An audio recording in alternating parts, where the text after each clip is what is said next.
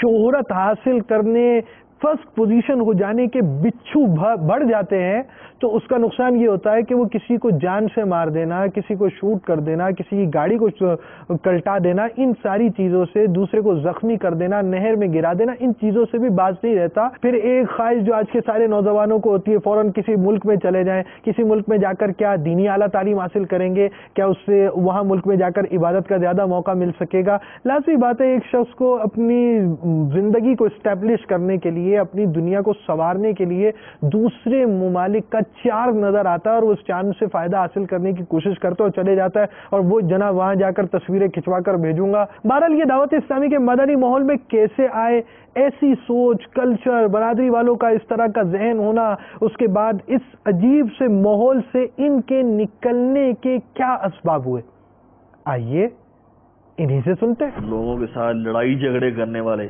اسلحہ ان کے پاس ہوتا تھا، ایسے لوگوں کے ساتھ بھی میرے تعلق تھے۔ وہ آتے تھے میرے پاس، اقبال ٹاؤن میں میرا وہ گراج تھا، تو وہاں میرے پاس آگے ان کا بیٹھنا ہوتا، کبھی کبھی ان کے ساتھ میں بھی جاتا۔ تو جب ایسے لوگوں نے بھی مجھے دیکھا تو وہ حیران ہو گئے، وہ کہہ رہے کہ بٹ بولتے تھے مجھے کہتے بٹ صاحب اتنی تبدیلی کیسے آ گئی، ایک دم چینج ہو گیا آپ، تو ایک سلسلہ ہی ختم ہو گیا ماحول میں آنے کے بعد۔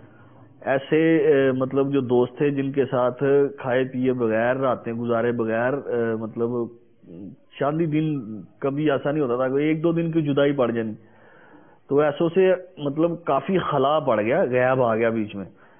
عرصے کے بعد کئیوں سے ملاقاتیں ہوئی، تو کئیوں تو مجھے پہچاننا ہی نہیں ہے کہ یہ کون ہے۔ پاس آئے تو انہوں نے کہا کہ یہ تو بھٹ ہے، تو اس طرح کے رہے۔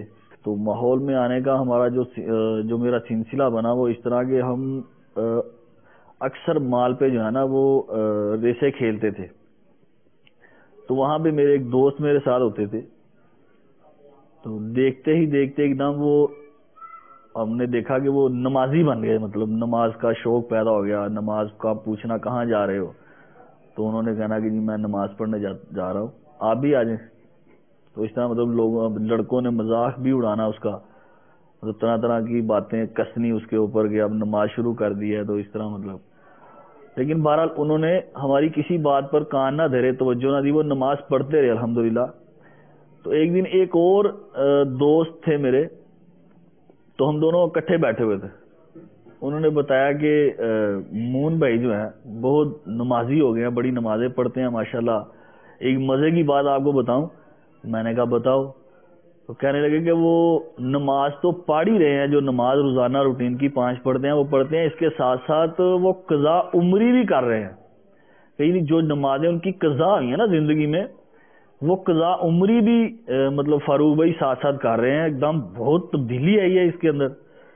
تو یہ نقطہ ہمارے ذہن میں نا بیٹھ گیا، میرے ذہن میں یاد رہی، اس کی بات دل و دماغ میں رہی۔ کچھ عرصہ گزرنے کے بعد رمضان شریف کا مہینہ جو ہے وہ آ گیا، مسجد میں نماز پڑھ کے بیٹھا ہوا تھا، تو مجھے وہ پرانی باتیں یاد آ گئی، وہی کہ ایک ہمارے دوست تھے امریکہ چلے گئے ہیں، ان کو کسی نے اس طرح دعوت دی تھی اور وہ نمازوں کا شوق پیدا ہو گیا تھا۔ نماز پڑھتا تھا لیکن وہ لطف نہیں آتا تھا، وہ مزہ نہیں آتا تھا کہ نماز صحیح طرح آنی نہیں، کرنا کیا، یہ ساری چیزوں کی معلومات نہیں تھی۔ تو رمضان میں شوق پیدا ہوا، مجھے وہ پرانی بات یاد آ گئی کہ ایک دوست تھے ہمارے مون بھائی جو امریکہ میں ہیں، وہ نمازی بنے تھے اور اس طرح انہیں شوق پیدا ہوا تھا۔ تو مجھے وہ سبز امامے والا بھی آگے سبز امامے والا تھا کوئی جو ان کو لے کے گیا تھا، تو میں نے سبز امامے والے کو ڈھونڈنا شروع کیا، دیکھا ادھر ادھر مساجد میں نظر آتے ہی تھے۔ تو ایک دن وہ آ گئے، ہماری مسجد میں بھی آئے نماز پڑھنے رمضان میں۔ زندگی میں پہلی دفعہ شاید ایسا ماحول مجھے دیکھنے کو ملا، جب ہم گاڑی میں بیٹھے ماشاءاللہ درود السلام کی صدائیں اور بڑی پیاری پیاری باتیں، اور اسلام بھائی دعائیں یاد کروا رہے تھے، سفر کی دعا پڑھائی سب سے پہلے انہوں نے، پھر بڑی اچھی اچھی باتیں ہوئیں۔ تو اجتماع میں جب ہم پہنچے تو بیان نبی کریم صلی اللہ تعالی علیہ وآلہ وسلم کی قربانیوں کے حوالے سے بیان تھا کہ سرکار مدینہ صلی اللہ تعالی علیہ وآلہ وسلم نے دین کی خاطر کیسی کیسی قربانیاں دی، اور پھر یہ دین ہمارے تک پہنچا، اس طرح یہ موضوع یہ تھا۔ تو بیان سنا تو آنکھوں سے بے ساختہ آنسو نکلنا شروع ہو گئے، رونا آ گیا، روتا گیا میں کافی دیر تک روتا رہا کہ ہم مطلب کیسے زندگی گزارے ہیں. ہمارے نبی صلی اللہ تعالیٰ علیہ وآلہ وسلم نے اتنی قربانیاں پیش کی دین اسلام کے لیے، اور ہماری زندگی کا حال اس سے بالکل مختلف ہے. مجھے اسلام بھائیوں نے کیسٹ تھی، امیر اہل سنت دامت برکاتہم العالیہ کا بیان تھا مردے کے صدمے اور درد مدینہ. یہ دو بیان مجھے اسلام بھائی نے دیے کہ آپ یہ سنیے گا. دوبارہ میں نے وہ کیسٹیں جو ہے رات کے وقت ٹائم مجھے ملا تو میں نے وہ کیسٹ لگائی، بیان لگایا امیر اہل سنت دامت برکاتہم العالیہ کا مردے کے صدمے.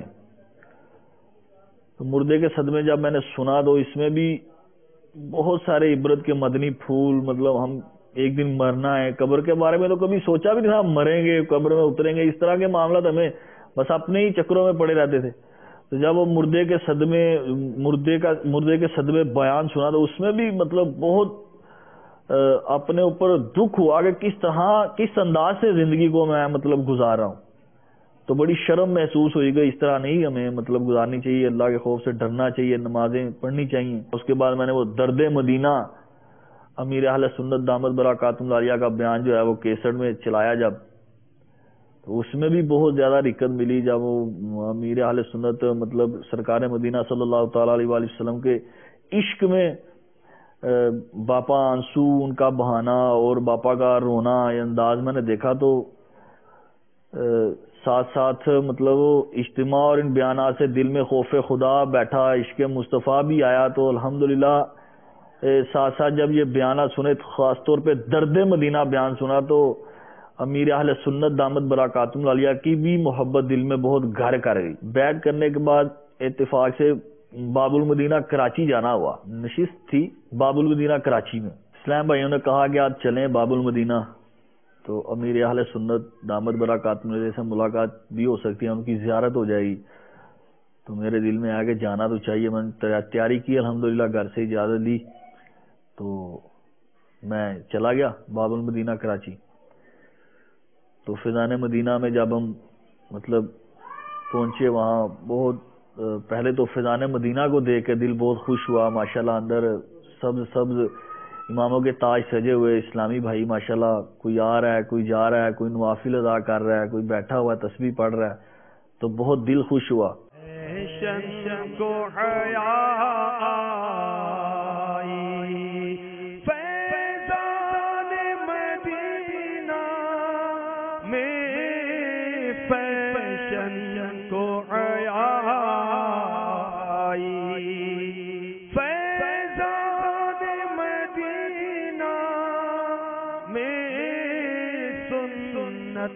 کی بہار آئی، سنت کی بہار آئی. تو نشست شروع ہوئی تو کچھ دیر کے بعد جب شیخ طریقت امیر اہل سنت دامت برکاتہم العالیہ کی آمد ہوئی،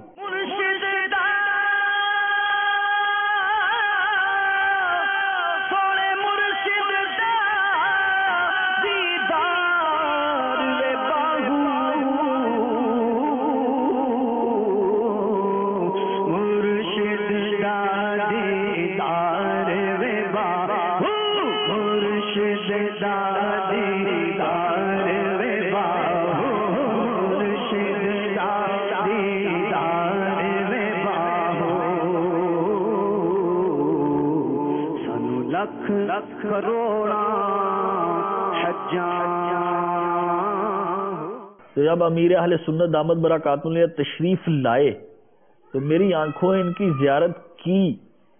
تو اس سے پہلے اس طرح کے مطلب اپنا تو یہی ذہن ہوتا تھا کہ پیر جو ہوتے ہیں وہ مطلب صوفے پہ اور بڑا جبہ اور مطلب شملے والا بڑا امامہ، تو مطلب بڑے اس طرح کی ترکیب ہوگی. بہرحال آپ جب تشریف لائے، آپ بیٹھے تو میں دیکھتا ہی رہ گیا امیر اہل سنت دامت برکاتہم العالیہ کو. جو محبت پہلے تو تھی دل میں، اب اس سے بھی زیادہ دل کے اندر مطلب محبت بڑھ گئی کہ یہ اتنے سادہ انسان ہے. مطلب جس طرح کے کپڑے ان کے مریدوں نے پہنے ہوئے ہیں اسی طرح پیر صاحب نے بھی پہنے ہوئے ہیں. وہی امامہ مرید کے سر پہ ہے، وہی امامہ پیر کے سر پہ ہے.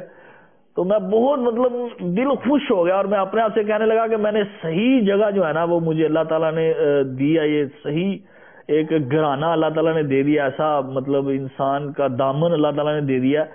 باپا نے تربیت کی, اس کے بعد نماز کا ٹائم ہو گیا, تو نماز پڑھنے کے بعد شیخ طریقت امیر اہل سنت اپنی حساب سے نکل کے یوں آ رہے تھے, تو ساتھ ہی ایک دم جھک کے تو باپا نے کچھ چیزیں مطلب نیچے سے وہ کچرا وغیرہ بال یا اس طرح کی چیزیں اٹھانی شروع کر دی, اور جیب میں ہاتھ ڈالا باپا نے, تو وہ شاپر سا نکالا تو اس میں ڈالنا شروع کر دیا. میں نے یہ دیکھا تو یہ بھی میں بہت خوش ہوا. میں عاجزی کے حوالے سے میں اتنی عاجزی ہے ماشاءاللہ کہ مطلب جیب کے اندر وہ رکھا ہوا ہے اور فرش سے اٹھا کے میرے سنت اس میں ڈال رہے ہیں. بہت یقین یعنی دل خوش ہوا کہ مجھے ایسا مطلب پیر ملا الحمدللہ اللہ کی رحمت سے. تو مدنی چینل کے ناظرین, آج آپ کو پتہ چلا ہوگا کہ ہم مدنی بہاریں کیوں سناتے ہیں, مدنی بہاروں کا کیا فائدہ ہوتا ہے. یعنی یہ ہمارا جو مدنی انقلاب ہے یہ ایک مدنی بہار کی مدنی بہار ہے جی. اس کے فوائد اثرات کس طرح کے مرتب ہوتے ہیں. آپ اگر عاشقان رسول کو اس لیے اسکرین پر دعوت اسلامی کو مت دیکھیے, آئیے جب قریب بیٹھیں گے تو اس کی چاشنی, اس کی محبت, اس کی لذت تو آپ کو حاصل ہوگی.